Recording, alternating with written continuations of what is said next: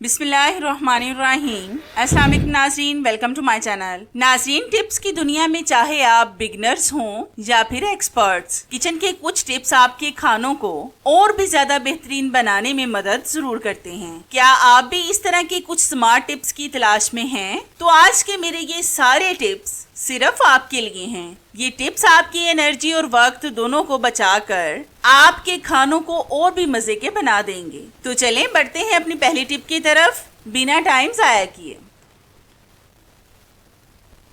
नाज़रीन, ये टिप मेरी आज आपकी बहुत बड़ी प्रॉब्लम को सॉल्व करने वाली है। आपने अक्सर देखा होगा कि हमारी दूध वाली देगची में बहुत ज्यादा बलाई लगी होती है, जिसको हम ज्यादातर स्टील की जाली से साफ कर देते हैं। एक तो इससे हमारी बलाई जाया हो जाती है और दूसरा हमारा स्टील का स्क्रबर बहुत ज्यादा गंदा हो जाता है। फिर वो हमारे इस्तेमाल के काबिल नहीं रहता क्योंकि उस पर बलाई की चिकनाई लग जाती है। फिर हम उसको बेकार समझकर फेंक देते हैं। वैसे भी चीजों को हमें वेस्ट नहीं करना चाहिए। बलाई में बहुत ज्यादा ताकत होती है। आज मैं आपको बहुत आसान और छोटा सा हल बताऊंगी जिससे आपकी ये दोनों प्रॉब्लम्स सॉल्व हो जाएंगी। तो इसके लिए आपने लेना है थोड़ा सा आटा। इसको आपने दूध वाली देगची में डालना है और इसको इसी में गूंद लेना है, थोड़ा थोड़ा सा पानी डालकर। अक्सर जब हम मॉर्निंग में पराठे वगैरह बनाते हैं तो इस आटे को आप पराठे बनाने के लिए इस्तेमाल कर सकते हैं, क्योंकि इस आटे के पराठे इतने मजे के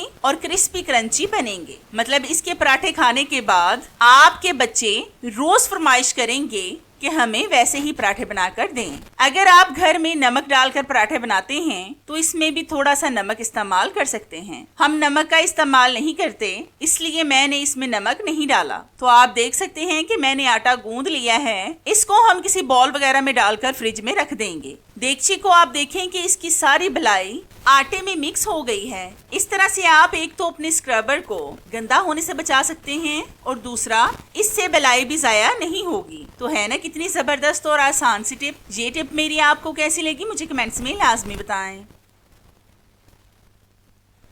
नाज़रीन, ये टिप मेरी बहुत ही जबरदस्त है। आपने अक्सर नोट किया होगा कि जैसे ही मौसम चेंज हो रहा हो तो मटर वगैरह बहुत ज्यादा सस्ते हो जाते हैं और हम बहुत से मटर लाकर इनको सेव कर लेते हैं। मटर बहुत सी चीजों में इस्तेमाल होते हैं। मटर कीमा, मटर अंडे, मटर पुलाव और भी हम बहुत सी सब्जियों में इनका इस्तेमाल करते हैं। अक्सर जब हम इनको सेव करते हैं ना तो इनका कलर खराब हो जाता है, मतलब ज्यादा ग्रीन कलर नहीं आता। आज मैं आपको बहुत जबरदस्त तरीका बताऊंगी जिससे इनका कलर भी बहुत अच्छा होगा और इनका जायका भी खराब नहीं होगा। तो इसके लिए आपने लेना है एक बॉल में फुल गर्म पानी। फिर आपने इस बॉल में डालना है 1 टेबलस्पून शुगर और फिर इसको अच्छी तरह से मिक्स करना है। अगर आप शुगर पाउडर का इस्तेमाल करना चाहें तो वो भी कर सकते हैं, लेकिन मैं यहाँ पर दानेदार शुगर का इस्तेमाल कर रही हूँ। अब इसमें हम सारे मटर डालकर इसको तकरीबन 20 मिनट के लिए ऐसे ही ढाँप कर छोड़ देंगे। तो 20 मिनट के बाद हम आपसे मिलते हैं। हमारे 20 मिनट हो चुके हैं। आप देख सकते हैं कि इनका कलर कितना ज्यादा ग्रीन है। अब हम इनका पानी निकालकर इनको अच्छी तरह से खुश्क करेंगे। तो इसके लिए आप खुश्क कपड़े या फिर साफ शीट वगैरह पर इनको पंखे के नीचे रखकर खुश्क कर लें। तो इनको खुश्क करके फिर मैं आपसे मिलती हूँ। तो आप देख सकते हैं कि मटर अब काफी हद तक खुश्क हो गए हैं। अब मैं इनको किसी थैली वगैरह में डालकर सेव कर लूंगी। मेरे पास जिप लॉक बैग नहीं थे, ये थैलियां पड़ी हुई थी, तो मैं इनमें मटरों को डालूंगी जितने हम एक वक्त में पकाते हैं उसी के हिसाब से। फिर मैं इनको आपको पैक करके भी दिखाऊंगी।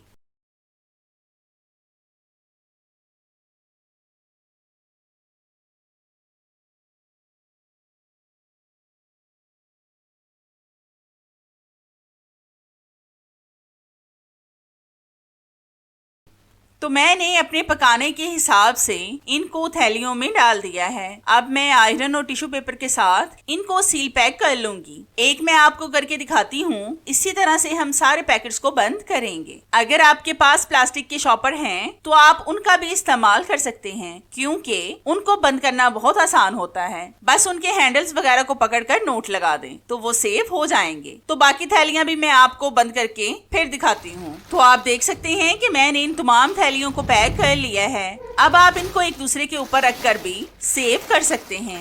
ये कम स्पेस में भी एडजस्ट हो जाएंगी। अब आप जैसे मर्जी इनका इस्तेमाल करें, ना तो इनके जायके में फर्क आएगा और ना ही इनका कलर चेंज होगा। तो है ना कितनी जबरदस्त और आसान सी टिप। ये टिप मेरी आपको कैसी लगी मुझे कमेंट्स में लाजमी बताएं।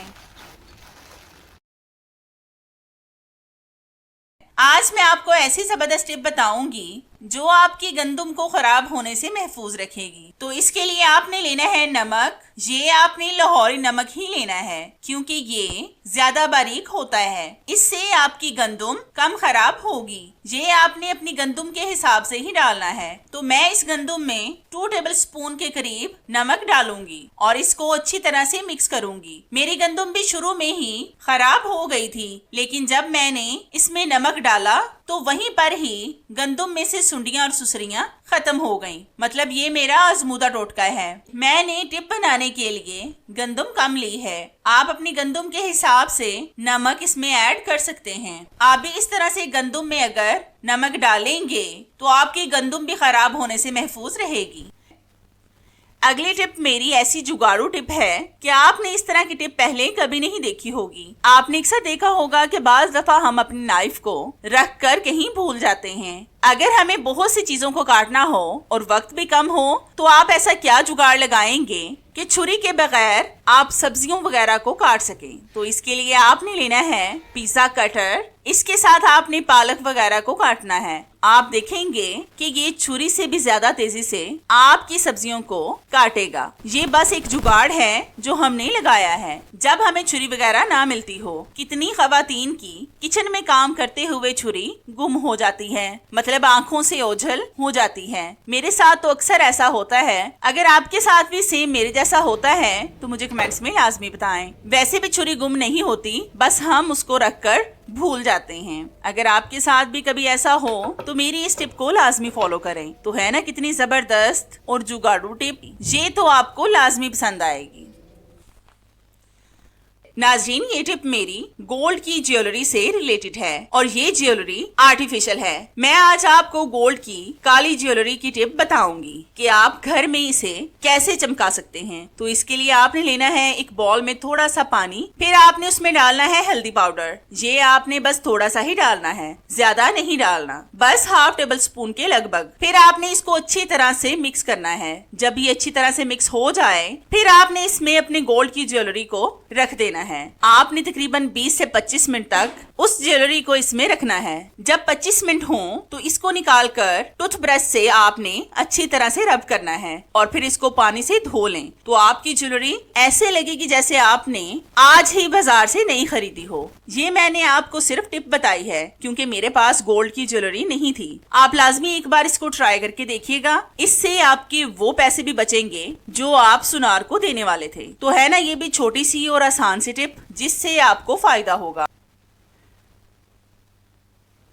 ये टिप तो मेरी बहुत ही बेहतरीन और सुपर डुपर है। आपने अक्सर देखा होगा कि इस तरह के थर्मोकोल चीजों की सेफ्टी के लिए हमारे घर में आ जाते हैं, लेकिन हम क्या करते हैं कि इनको बेकार समझकर फेंक देते हैं। आज मैं आपको इसका बेस्ट सोल्यूशन बताऊंगी कि इसका इस्तेमाल करते हुए आप अपने बहुत से पैसे जाया होने से बचा सकेंगे। मतलब आज आप इससे ऐसी चीज बना सकते हैं जो आपके लाखों नहीं करोड़ों रुपयों का फायदा करेगी। तो आप देख सकते हैं कि इस थर्मोकोल के हमने बिल्कुल छोटे छोटे से टुकड़े कर लिए हैं। अब हम लेंगे एक बॉल में थोड़ा सा पेट्रोल, इसमें हम इन टुकड़ों को डालते जाएंगे। अगर तो आपके घर में बाइक वगैरह है तो इससे निकाल लें, लेकिन अगर नहीं है तो अभी जाकर पेट्रोल पंप से ले आएं क्योंकि ये है ही इतनी फायदेमंद टिप। आप देख रहे हैं कि ये पेट्रोल में कितनी जल्द मेल्ट हो रहा है। जैसे हम कैंडल को आग के पास लेकर जाएं तो कैंडल पिघल जाती है, वैसे ही ये भी मेल्ट हो रहा है। इसी तरह से हम सारे थर्मोकोल को इसमें डालते जाएंगे जब तक कि ये सारा मेल्ट ना हो जाए। तो फिर हम आपसे मिलते हैं।